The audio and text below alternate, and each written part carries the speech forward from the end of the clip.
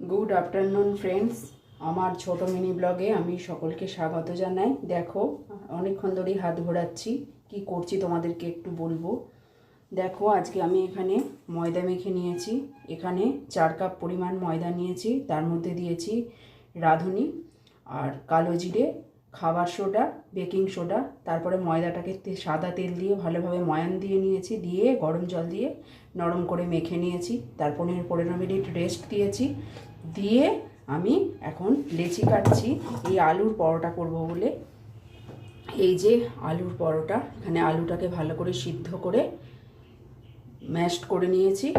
এর মধ্যে দিয়েছি জিরে গুঁড়ো আর রাঁধুনি আর কালো জিরে আর কাঁচা লঙ্কা আর ধনেপাতা। আর এখন আমি বানাচ্ছি এই দেখো আলুর পরোটা। যে যে খাবে চলে এসো।